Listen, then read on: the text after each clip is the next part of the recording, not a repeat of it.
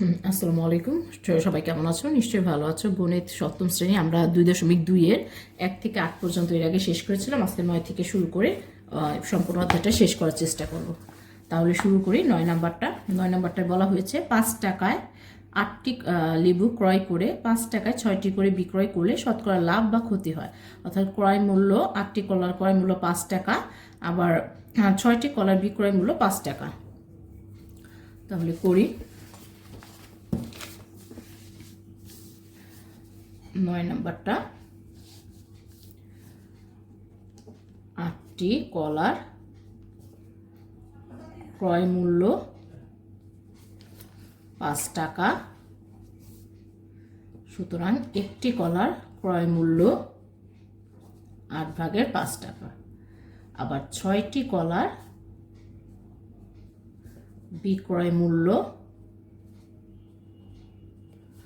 5 টাকা, সুতরাং একটি কলার বিক্রয় মূল্য 6 টাকা, 6/5 টাকা। লাভ বের করি। লাভ হচ্ছে বিক্রয় মূল্য থেকে ক্রয় মূল্য বিয়োগ করলে পরে লাভ হয়ে যায় 8 টাকা। লসাগুনি, লসাগু হবে হলো 6 আর 8-এর লসাগু 24। 24কে 6 দিয়ে ভাগ করলে পরে 4 হয়। 4 দিয়ে এই উপরের লবটাকে গুণ করব। তাহলে 4 গুণ 5 বিয়োগ আবার 8 দিয়ে 24কে 8 দিয়ে ভাগ করলে পরে 3 হয়। 3 দিয়ে আবার 5কে গুণ হবে। আমি ভেঙে করলাম। তাহলে 20 আর 15 নিচে হবে 24 টাকা। 20 থেকে 15 বিয়োগ করলে পরে 5 আর নিচে 24 টাকা। এই হচ্ছে লাভ। এখন লিখি 8/5 টাকায় লাভ হয়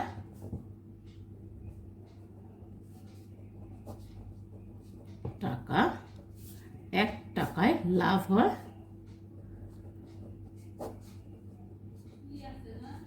টাকা। সুতরাং 100 টাকায় লাভ হয়।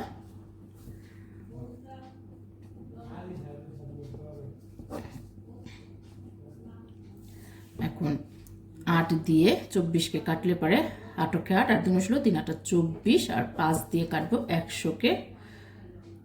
5 দিয়ে 100কে কাটলে হয় হলো 20। এখন উপরে থাকে, গুণ করলে পারে উপরে থাকে হচ্ছে 100 আর নিচে থাকে 3। এটা টাকা। এটাও সমস্ত আকারে নিতে হবে। সমস্ত আকারে ভাঙালে পারে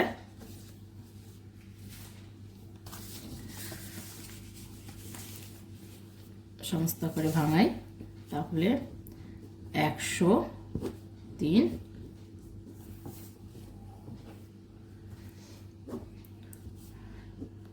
3 দিয়ে 9 1 0 আবার 9 1, তাহলে 33 1/3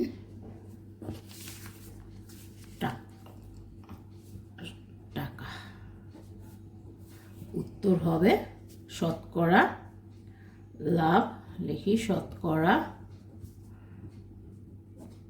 3 টাকা লাভ, বা পার্সেন্টেজ দিয়ে প্রকাশ করলে পারে হবে 33 3/1%।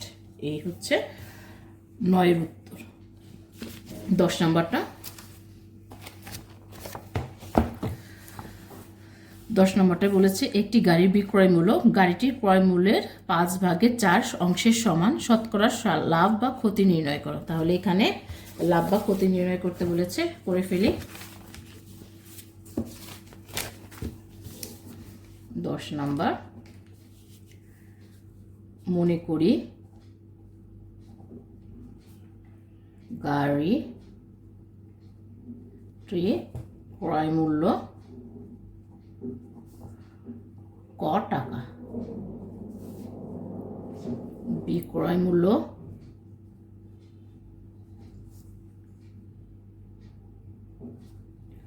ক এর এত টাকা। তাহলে 4 ক নিচে 5 টাকা, এই হচ্ছে বিক্রয় মূল্য। এখন ক্ষতিটা হিসাব করি। ক্ষতি সমান ক্রয় মূল্য থেকে বিক্রয় মূল্য বিয়োগ হবে, তাহলে ক থেকে 5/4 ক বিয়োগ হবে টাকা। লসাগু 5ই হবে, নিচে কিছু নাই, তাহলে 5। তারপরে এখানে হবে 5 ক বিয়োগ 4 ক টাকা, বা উপরে ক নিচে 5 টাকা, এই হচ্ছে ক্ষতি। তাহলে ক টাকায় ক্ষতি হয়, ক টাকায় ক্ষতি হয় 5/ক টাকা। সুতরাং 1 টাকায় ক্ষতি হয় 100 টাকায়, শতকরা হিসাব করতে বলেছে, 100 টাকায় ক্ষতি হয়। ক গুণ 100, 100টা উপরে হবে, 5 গুণ ক, ক কাটাকাটি গেলে আর হচ্ছে 100কে 5 দিয়ে ভাগ করলে পরে 20 হয়, 20 টাকা।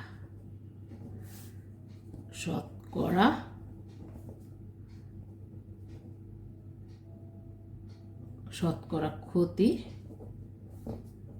20 টাকা, উত্তর হবে 20%। 11 নম্বরটায় বলেছে একটি দ্রব্য 400 টাকায় বিক্রয় করলে যত ক্ষতি হয় 480 টাকায় বিক্রয় করলে তার 3 গুণ লাভ হয়। দ্রব্যটির ক্রয় মূল্য নির্ণয় করতে বলেছে, অর্থাৎ 400 টাকায় একটি দ্রব্য 400 টাকায় বিক্রয় করলে ক্ষতি যা হয়, আবার 480 টাকায় বিক্রয় করলেও ক্ষতি একই হয়। তাহলে তার দ্বিগুণ বিক্রয় করলে তার একটি দ্রব্য 400 টাকায় বিক্রয় করলে যত ক্ষতি হয় 480 টাকায় বিক্রয় করলে তার 3 গুণ লাভ হয়। দ্রব্যটির ক্রয় মূল্য নির্ণয় করতে বলেছে, অর্থাৎ 400 টাকা দিয়ে যদি আমি বিক্রয় করি তাহলে যা ক্ষতি হবে 480 টাকা দিয়ে বিক্রি করলে পরে তার 3 গুণ লাভ হবে। এই ক্ষেত্রে ক্রয় মূল্যটা নির্ণয় করতে বলেছে। তাহলে চলো করি। 11 নাম্বার, মনে করি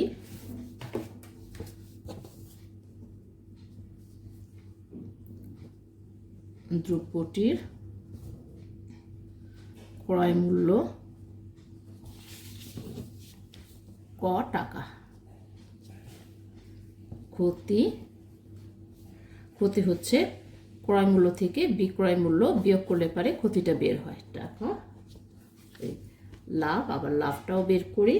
লাভ হচ্ছে বিক্রয় মূল্য থেকে ক্রয় মূল্য বিয়োগ করলে পারে লাভ হয়। তাহলে ক্ষতিটাও বের করলাম, লাভটাও বের করলাম। এখন শর্ত মতে বা প্রশ্ন মতে, যেটাই বলি, প্রশ্ন মতে বলা হয়েছে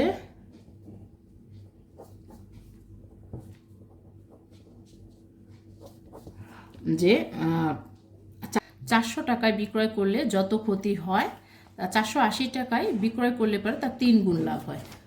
অর্থাৎ এখানে 3 দিলে পারে আমাদের হয়ে যাবে, তারপরে গুণ করি 3 ক, আর হচ্ছে 3 দিয়ে 400কে গুণ করলে পরে হয় 1200, আবার 480 ক।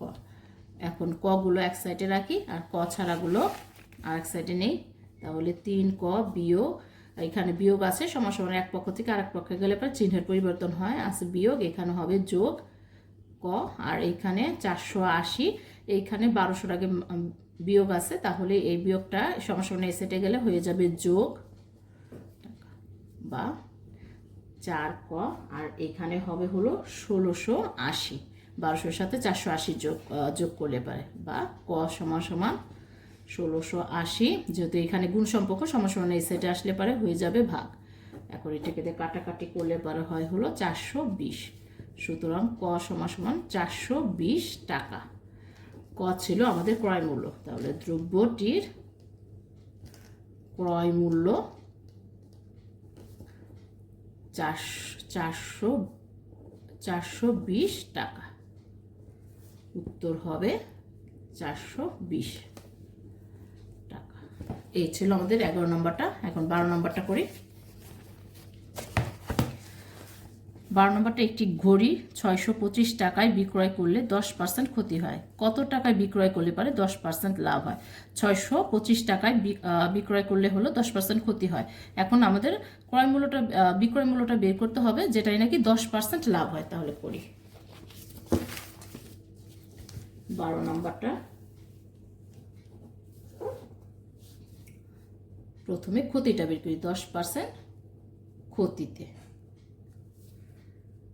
ক্রয় মূল্য 100 টাকা হলে বিক্রয় মূল্য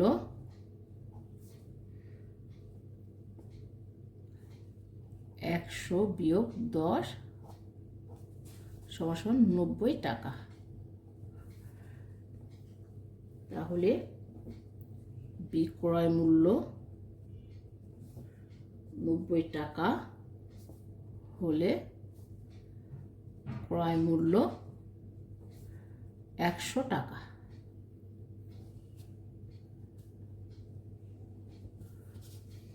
বিক্রয় মূল্য 1 টাকা হলে ক্রয় মূল্য 90 টাকা। সুতরাং 625 টাকা বিক্রয় মূল্য হলে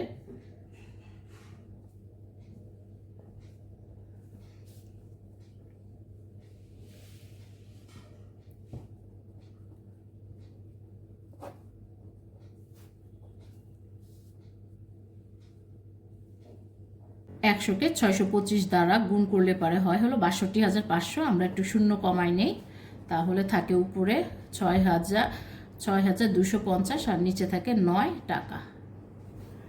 এই আবার এখন 10% লাভে, তাহলে করি 10% লাভে আবার হিসাব করি। অর্থাৎ ক্রয় মূল্য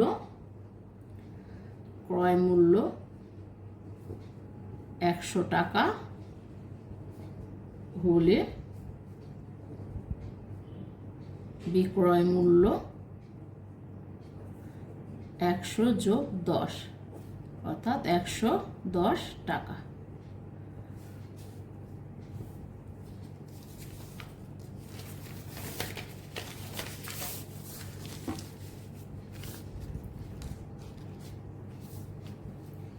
ক্রয় মূল্য 100 টাকা হলে বিক্রয় মূল্য 110 টাকা। ক্রয় মূল্য 1 টাকা হলে বিক্রয় মূল্য 110 আর নিচে হচ্ছে 100 টাকা। ক্রয় মূল্য 9 টাকা হলে বিক্রয় মূল্য হবে 110 গুণ 6,250 আর নিচে হবে হচ্ছে 100 গুণ 9। এখন কাটাকাটি করি, এটা থেকে এটা কমাই 10 দিয়ে, এটা থেকে এটা কমাই, তাহলে উপরে হবে হলো 6,875 আর নিচে হবে 9। এটাকে সমস্ত আকারে নিই টাকা। তারপর সমস্ত আকার নিলে পরে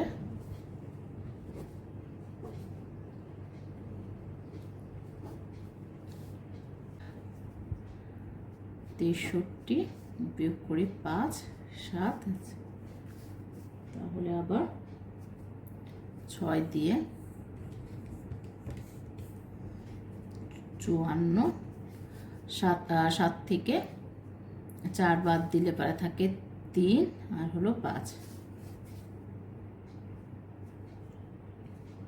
তারপরে 3 27 বিয়োগ করলে পরে থাকে 8। তাহলে সমস্তটা হবে 63 8 ভাগে 9 টাকা, 9 ভাগে 8 টাকা। উত্তর হবে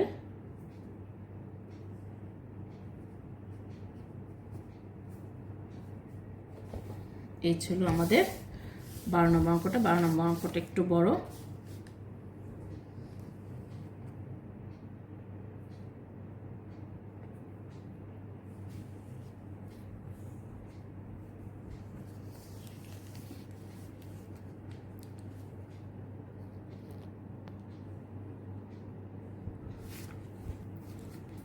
13 নম্বরটা, মাইশা প্রতি মিটার 20 টাকা ধরে 15 মিটার লাল ফিতা ক্রয় করলো, ভ্যাটের হার 4 টাকা। সে দোকানিকে 500 টাকা একটি নোট দিল, দোকানি তাকে কত টাকা ফেরত দিবে?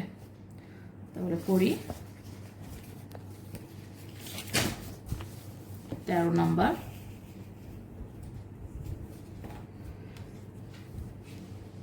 1 মিটার ফিতার ক্রয় মূল্য 20 টাকা। সুতরাং 15 মিটার ফিতার ক্রয় মূল্য 15 গুণ 20 গুণ 15 টাকা, সংসার গুণ করলে হয় 300 টাকা। 100 টাকায় ভ্যাট 4 টাকা, 1 টাকায় ভ্যাট, সুতরাং 300 টাকায় ভ্যাট হয় 100, 0 কাটলে পারে 3 4 12 টাকা। এই হচ্ছে 300 টাকায় ভ্যাটের পরিমাণ। তাহলে ভ্যাট সহ ফিতার ক্রয় মূল্য হবে, ভ্যাট সহ ফিতার ক্রয় মূল্য 300 যোগ 12, 312 টাকা।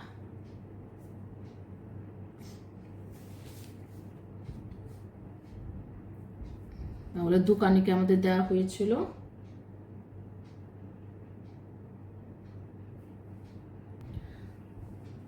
দোকানিকে দেওয়া হলো 500 টাকা, ফেরত দিবেন। তাহলে 500 থেকে 312 বিয়োগ যাবে টাকা, সমান ফেরত দিয়ে 500 থেকে 312 বাদ দিলে থাকে 188 টাকা। উত্তর 188 টাকা। এই ছিল আমাদের 13 নম্বরটা। 14 নম্বরটা করি।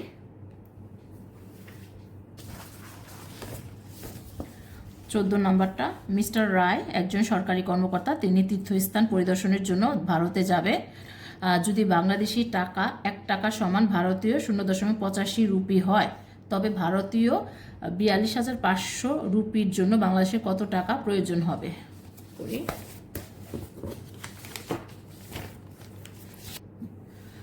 14 নম্বর, ভারতীয়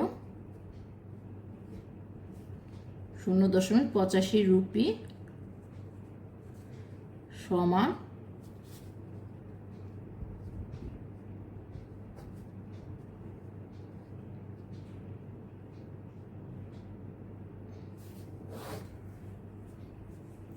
নম্বর, ভারতীয় 0.85 রুপি সমান বাংলাদেশি 1 টাকা। সুতরাং ভারতীয় 1 রুপি সমান বাংলাদেশি 0.80 টাকা। সুতরাং ভারতীয় 42,500 টাকা সমান বাংলাদেশি হবে 1 গুণ 42,500, আর নিচে হবে হলো 0.85। এখন আমরা দশমিকটা উঠাই দিব। দশমিকটা উঠানোর জন্য দশমিকের জন্য 1, আর দশমিকের উপরে দুটো সংখ্যা আছে, এই জন্য 2টা, আর এর নিচে হবে হলো 85। এখন 85 দিয়ে কাটাকাটি করলে পারে হয় হলো 50,000 টাকা। উত্তর হবে বাংলাদেশি টাকা হচ্ছে 50,000 টাকা। তারপরে 15 নম্বর অঙ্কটা, নীলিম সাহেব একজন চাকরিজীবী। তার মাসিক মূল্য বেতন 22,250 টাকা। বার্ষিক মোট আয়ের প্রথম 2,50,000 টাকার আয়কর 0 টাকা। পরবর্তী টাকার উপর আয়করের হার 10 টাকা হলে নীলিম কর বাবদ কত টাকা পরিশোধ করেন? 15 নম্বরটা, এক মাসের মূল বেতন, এক মাসের মূল বেতন হচ্ছে 22,250 টাকা। তারপরে সুতরাং 12 মাসের মূল বেতনটা আমরা বের করব, তাহলে 22,250 কে গুণ করতে হবে 12 দিয়ে। 22,250কে 12 দিয়ে গুণ করলে হয় হলো 2,67,000 টাকা। করযোগ্য পরিমাণ হচ্ছে, করযোগ্য টাকার পরিমাণ তাহলে 2,67,000 থেকে বিয়োগ করতে হবে হলো আমাদের 2,50,000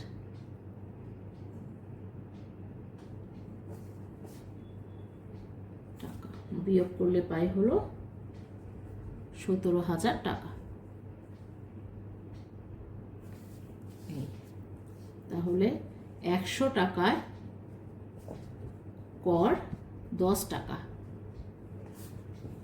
1 টাকায় কর 100 ভাগে 10 টাকা। সুতরাং 17,000 টাকায়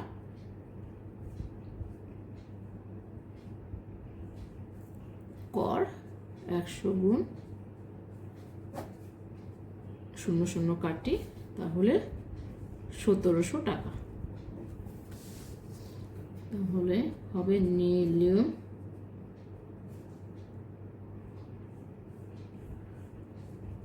কর বাবদ 1700 টাকা পরিশোধ করেন। উত্তর 1700 টাকা। এই ছিল আমাদের অধ্যায়ের শেষ অঙ্ক।